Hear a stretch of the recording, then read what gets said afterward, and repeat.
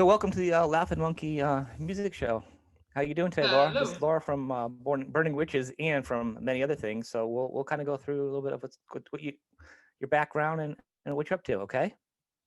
Right. Cool. Cool. So first off, you're starting music. Did you start young? Was it a musical family, or where did you come from? Like your background, or Uh, yeah, I didn't really start young because, yeah, I mean, it is kind of in my genes, to be honest, because my grandparents actually, all the grandparents except for one were yeah? musicians. So that's cool, but it kind of skipped a generation. So my parents were just listening to the radio, but they never really cared about music that much. So actually, my dad, I think, was happy to not be a musician because they kind of asked him to also join because it was back a really long time ago, I Mhm. guess. Yeah, my grandparents from my dad's side, they were in an all-female thing called the Guldemond Dame Orchestra. So that's kind of funny. That sounds kind of fun, And it was actually. kind of like classical jazz and stuff like that. And they played with violin and, contrabass, those kind of Yeah. instruments. Yeah, so yeah, that's kind of funny. But so they kind of try to have their kids also start the music, but yeah, no one really did. So Right. I guess it just skipped one generation, and they kind of kept their distance from this musicianship, practicing a lot, stuff like that. But for me, it kind of came naturally. And when I was 16, so pretty late actually, I started to try and play guitar, and then I found out actually singing was way more my thing, came a bit more natural, Yeah. and that's how it started. And because I liked guitar, I just like guitar heavy music.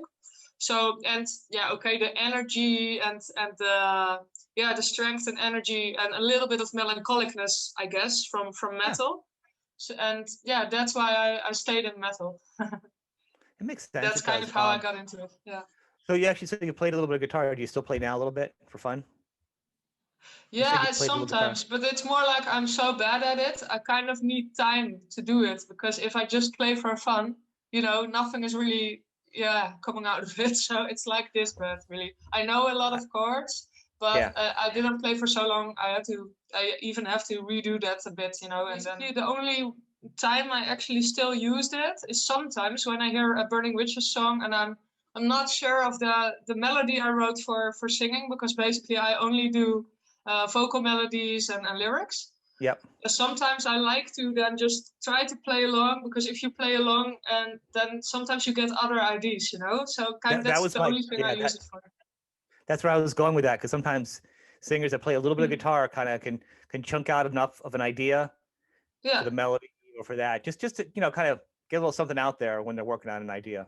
So yeah, that's it. that's But you don't want to hear me play. I was you don't thinking want to hear. about it. Oh, should I learn some songs? And then because in the city center here where I live in the Yeah. Netherlands in Eindhoven.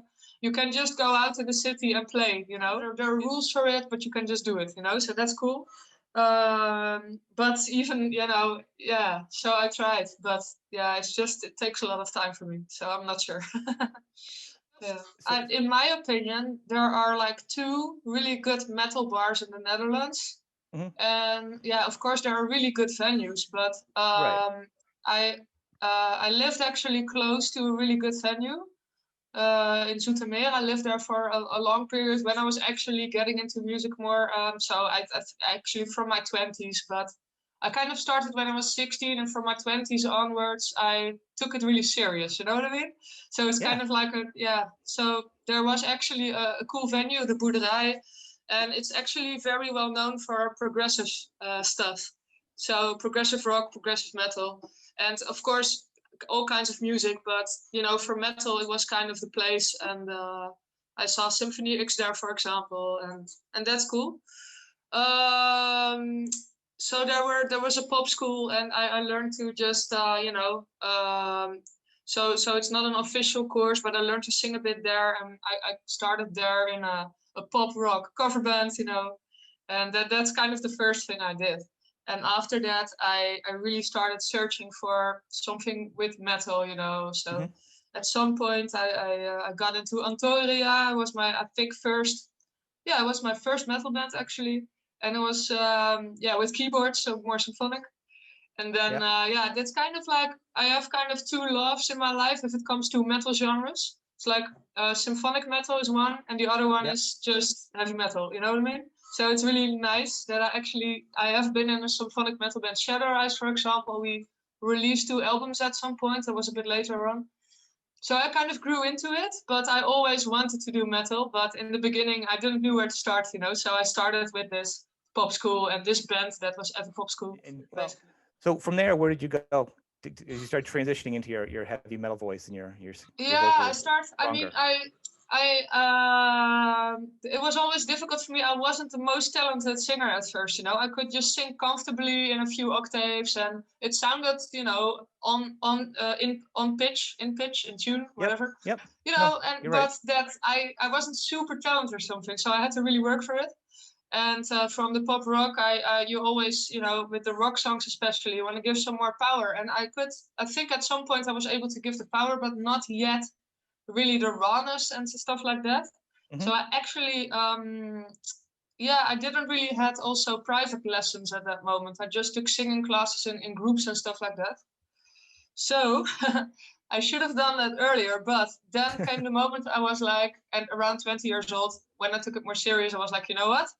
I'm going to try to go to a conservatory, learn everything I want to, and then be the musician I want to be.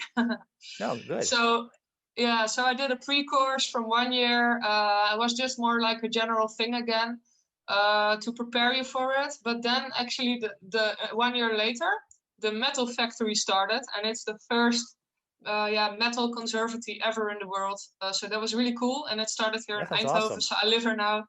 So that's where I went, because it's so nice to actually be able to have, you know, the right teachers to actually help you with the techniques, because you know it's just a little bit difficult sometimes, and I hear that from a lot of people, to find teachers that are really, you know, good in screams and in distortion and stuff like that. No, you're spot on. I think heavy metal has always gotten a bad rap as far as like you're just screaming.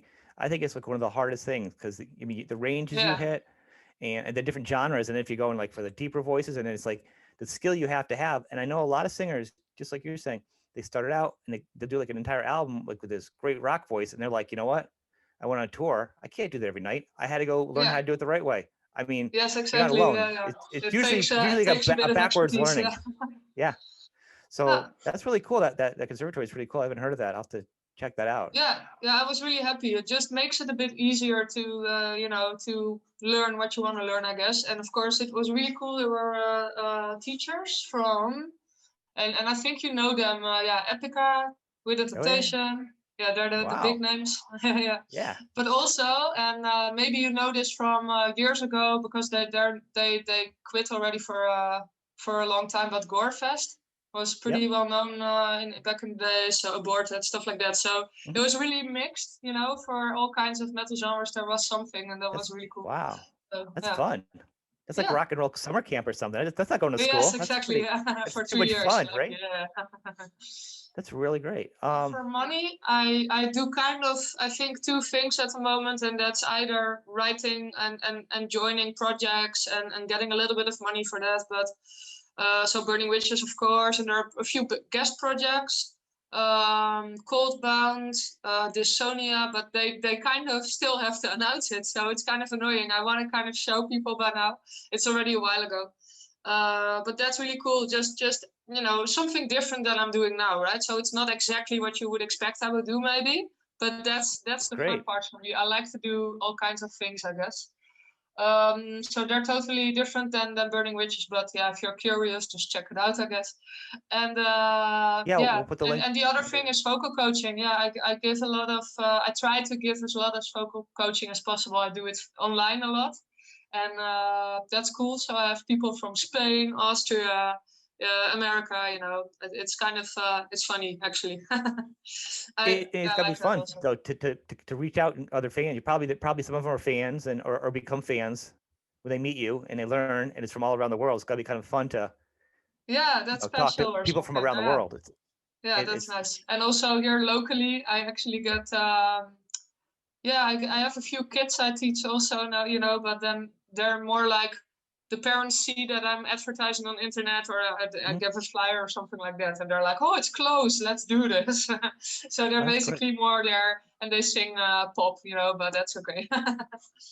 It's also fun. I just like to help people with what they wanna sing. For example, if there's not enough energy used in a pop song, it can also sound very fragile and shitty, and the good singers, for example, okay, this is of course like one of the legends, I guess, but Celine Dion, for example, to be able to sing like that, you have to be very good, you know what I mean? Well, yeah. I'm not referring to like... Actually, she is also able, by the way, to sing super raw. I once heard her like the karaoke, the car karaoke thing, you've seen that? Yep. Oh yeah. So that was so funny. She was there and she was like almost singing metal. I was like, oh, okay, cool. But anyway, you have to be. But I agree with you. You have to be in control of the energy you're using, especially with metal. But yeah. Right. So, how did you end up with Burning Riches? When did the connection go there? When? That was? I think June or May even. It's now so long ago, I don't know anymore exactly, but in 2019, May or June, they contacted me, and then I had to do auditions. So it went pretty fast because, they knew that the festival season was coming up and they wanted to be ready. So they were like, yeah, just send us something. And okay, come over for an audition, It was also fast. You were coming in because they had they didn't have the other singer anymore. Yes. Okay. So it was kind of a surprise, because they needed also to be fast for this, or they wanted to be fast for it because they thought, if we do the festival season, it's better that we do it with the new singer completely. Yeah. So they surprised me a little bit, and I had to work fast for it, So for me, it was a bit of a special period of time because I was trying already for a pretty long time to be, serious with music, getting further with my band Shadow Rise. And it's always difficult in the beginning, So I was kind of like, what do I have to do? Do I have to search for a full-time job now? You know what I mean? Because I was having this student job that you can kind of plan freely. So there's always time to go on a tour or whatever. Yeah. And they seriously caught me right before I was really serious about getting a full-time job. So that's nice. Yeah. So this actually, because of this student job, you can imagine, they're all young people, they're partying a lot. I was kind of joining them, for fun, and I kind of, didn't take care of my voice well enough because I'm actually allergic to smoke a bit. So a lot of people smoked, and then you go out and you're shouting. Oh, it's just the worst environment for your voice. And I was still singing for fun, but I wasn't really taking good care of my voice. So it was so difficult to get my voice back to the point where it had to be, especially because there was no time. So I was really, really nervous because I felt like I couldn't really trust my voice at that moment. But it all turned out well enough in the end. So. That's awesome. So right from the start, you started doing the festivals. Obviously, that must have been kind of. Had you played out around that many people before? Like the crowds?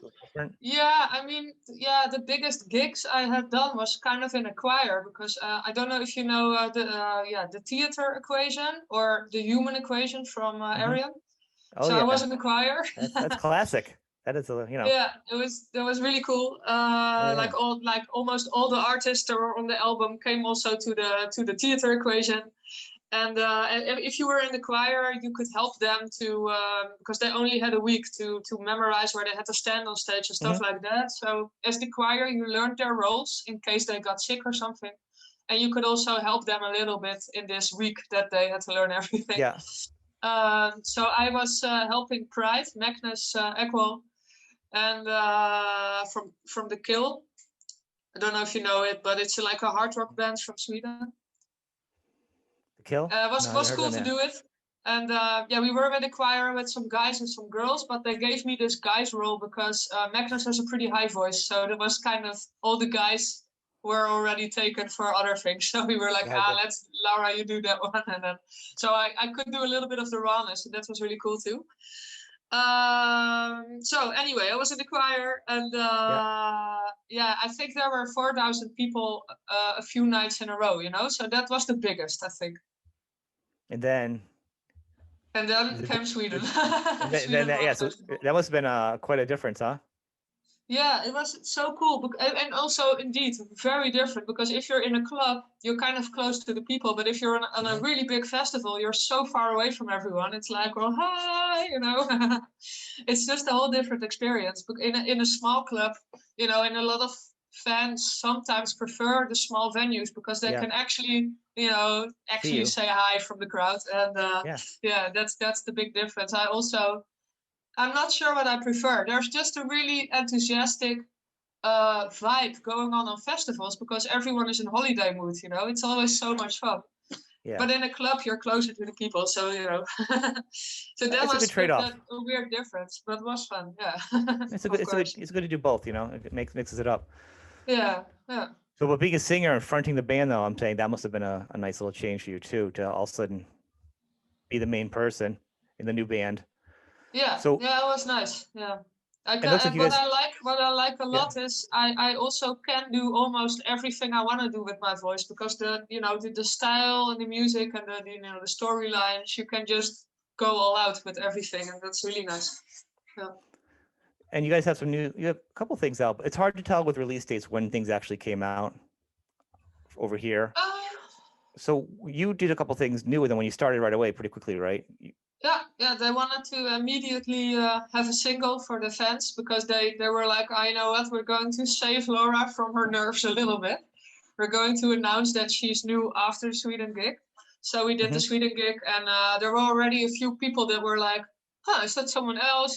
So it kind of came, people were kind of stressing by then, and then we released a new song. And it was also. What other recording have you guys done together? And during COVID and stuff, are you guys working on some more stuff or? Yes, actually, I'm just trying to, go through the lyrics and making it ready for the booklet. So we now have a master of the fourth Burning Witches album. But yeah, that's all I can tell basically because Okay. I can't really tell anything yet. I But understand. yeah, I really love it. It's the most close to my personal taste, I guess, until now. So you can probably guess what you're going to at least hear in there a little bit. You can have some guesses. Of course, it's not symphonic because that's just not the style we have. But I guess you can maybe have a little bit of an idea then. There is. Maybe not. I'm not gonna, Anyway, I can't I'll tell let more. people.